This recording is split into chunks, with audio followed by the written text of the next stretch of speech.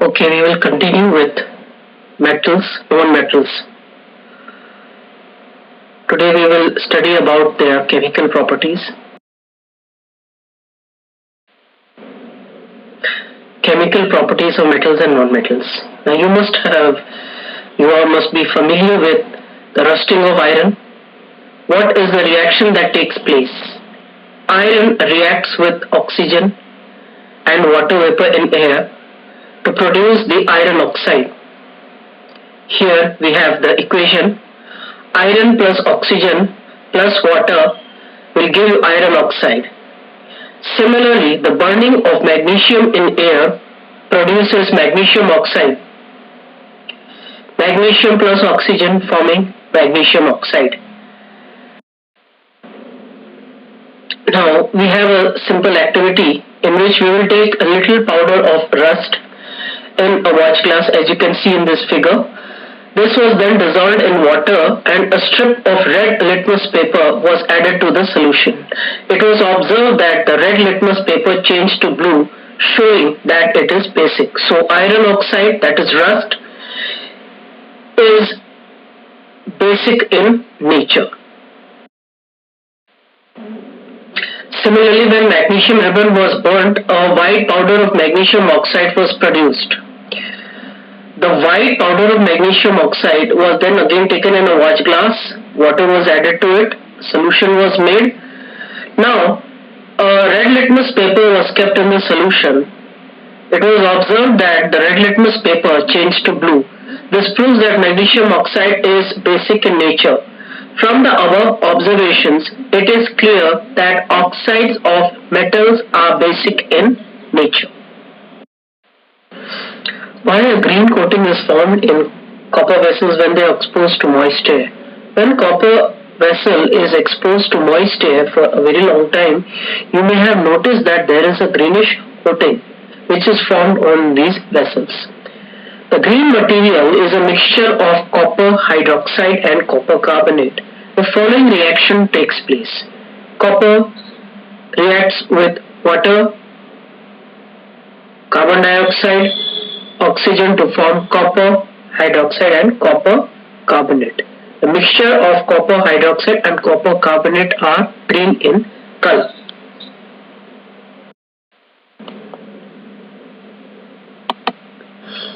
Sulfur powder is taken in a deflagrating spoon and it is burned. As soon as it starts to burn, keep it in a gas jar and cover it. After a while, you will add water to it and quickly replace the lid. Shake it well. Now, place blue litmus paper and red litmus paper to check the nature of the solution. Blue litmus paper changed to red, indicating that the sulfur dioxide is acidic in nature.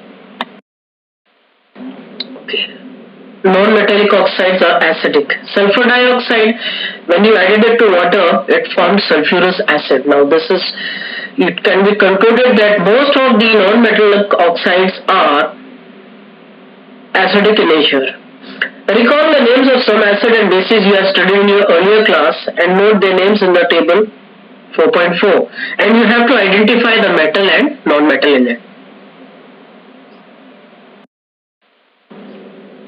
See in this table 4.4, calcium hydroxide, the metal is calcium.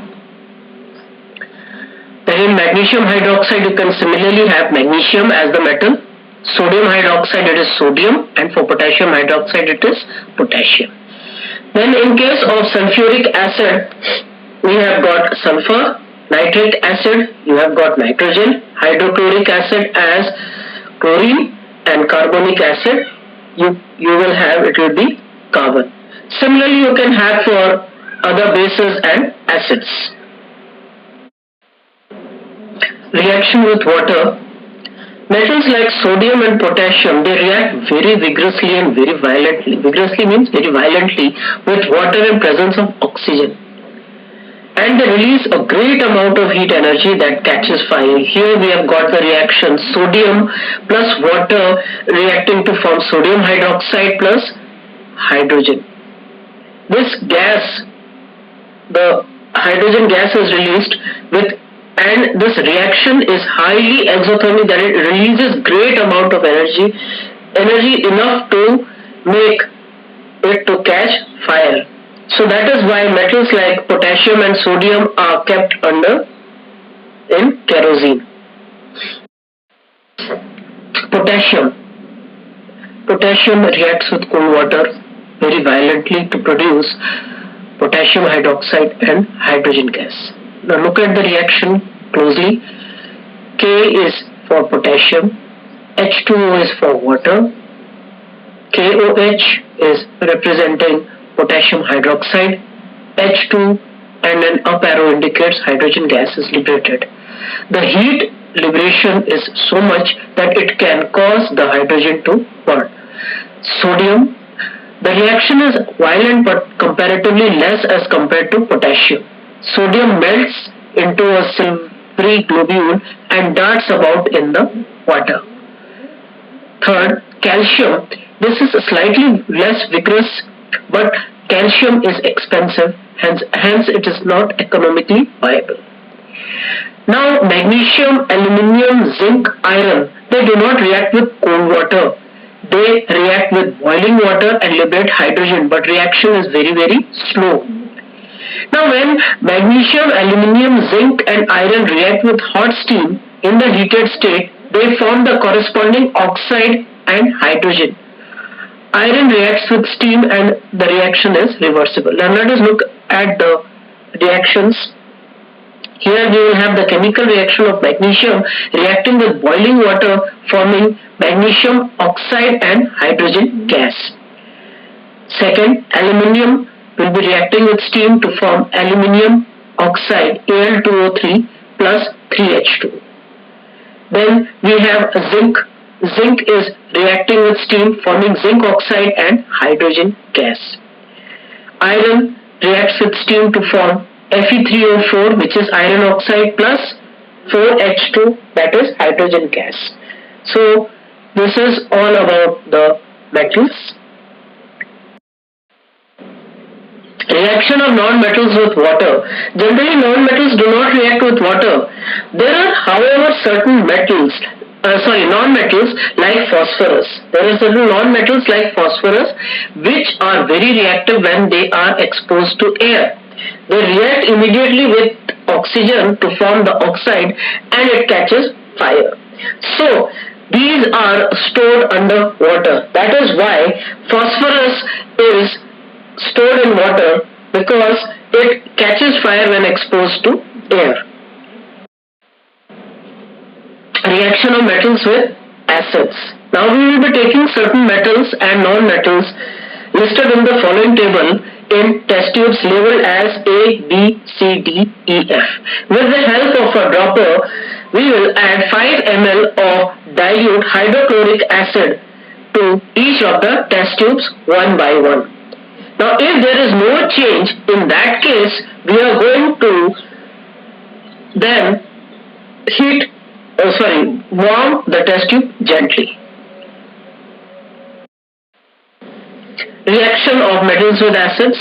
Here we have got before you a setup showing zinc granules which are taken in a boiling tube.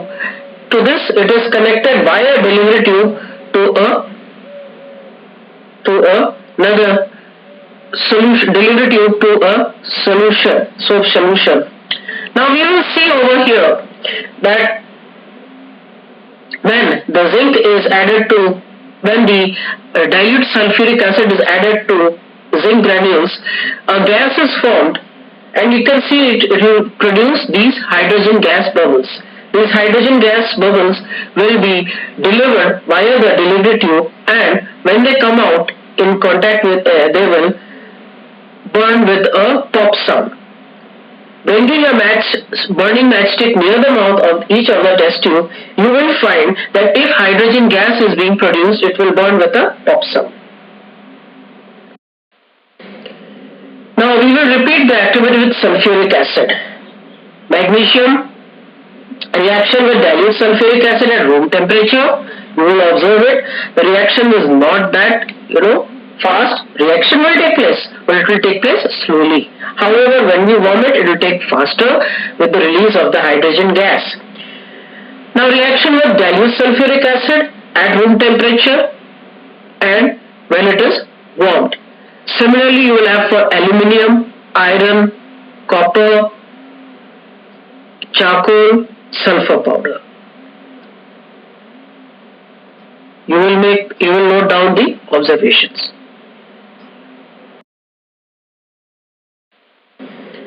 Now, reaction of metals with acids.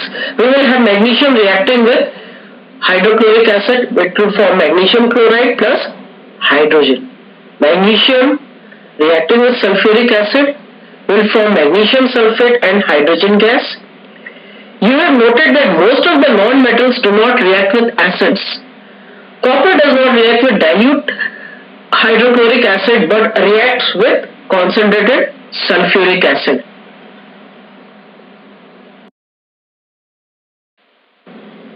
Reaction with bases. We can take a few pieces of aluminium and it will be added to a freshly prepared sodium hydroxide solution. Then it will be observed that a gas is released. This gas will burn with a pop sound. Reaction of non-metals with bases are complex. Displacement reactions.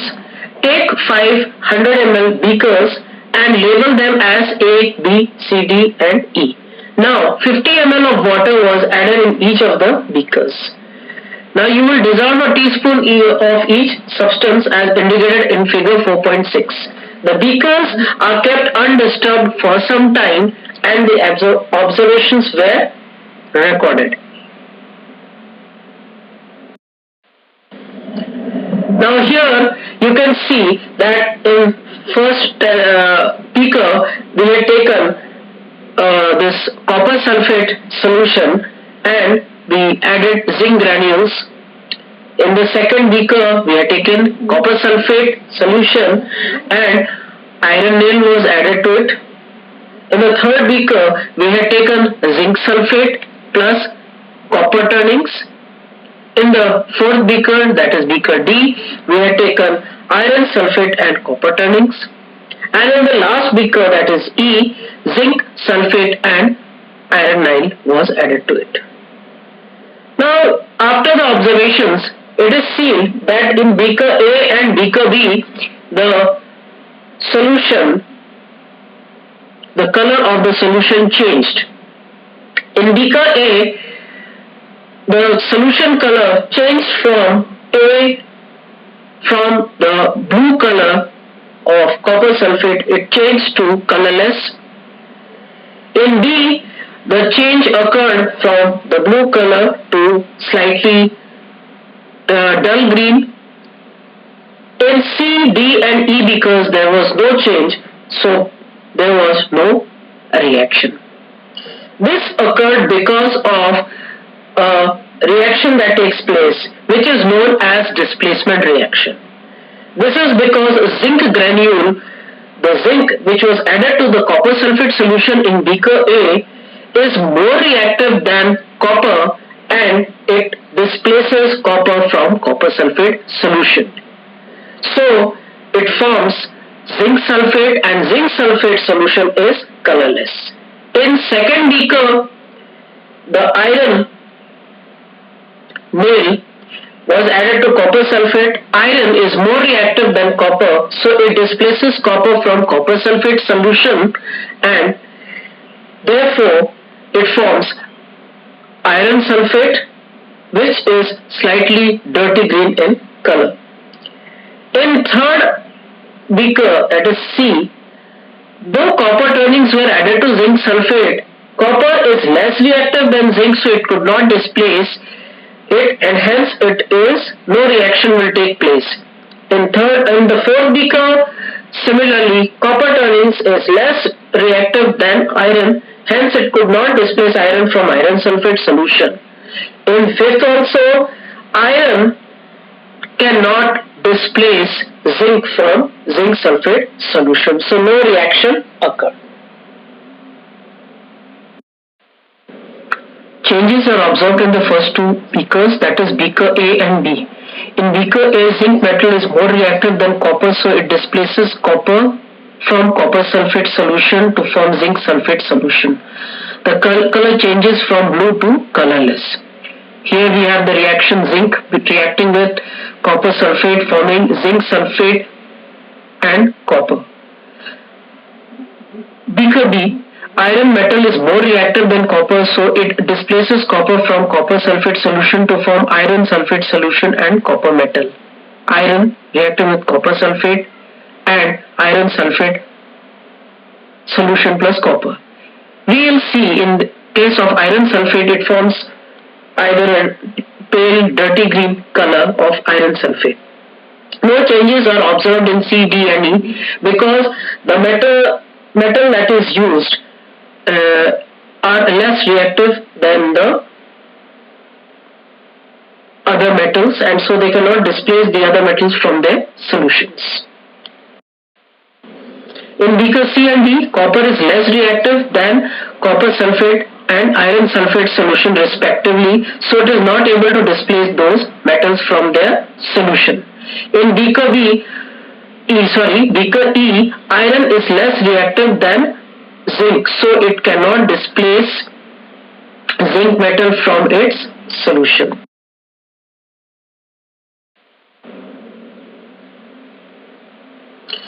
Uses of metals. Iron is used in making machinery, buildings, car, motorcycle, ships, bridge, etc. Copper is used in making electrical wires, statue, etc. Aluminium is used in making kitchen utensils, electrical wire. Gold is used in making ornaments. Silver is also used in making ornaments. Uses of metals. Here I've got iron, making pins, nails, nuts, bolts, tools, machines, construction of buildings, bridges, etc. Aluminium is used for making utensils, kitchen utensils, wires, furniture, parts of aircrafts, vehicles, machines. It is used in packing food in the form of aluminium foil. It is used in medicines. Copper is also used for making wires, vessels, electrical gadgets. Gold is used in making jewelry, coins, medals. Silver is also made in making jewelry, coins and medals. Platinum is used in making jewelry, electrical gadgets, plugs in vehicles. Sodium is used as common salt, chemicals, etc. Calcium is used for making cement, glass, etc. Now, uses of certain non-metals. As you are aware that sulfur is used in making sulfuric acid, salts of metals, etc. Oxygen, you know, it is being used in respiration by living organisms, burning of fuels. It is also used in welding purposes, as it is used in making the oxy-acetylene flame. Nitrogen, it is used for making ammonia, which is used for making fertilizers, and nitrogen also is used by the bacteria to form nitrates, which is taken up by the plants. Hydrogen is used for making ammonia again, and it is used for making fertilizers as a fuel in rockets for welding purposes, etc.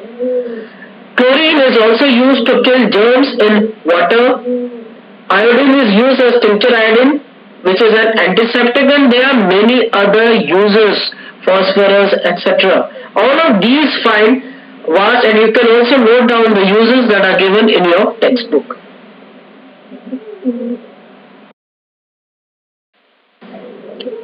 Now, uses of certain non-metals. As you are aware that sulfur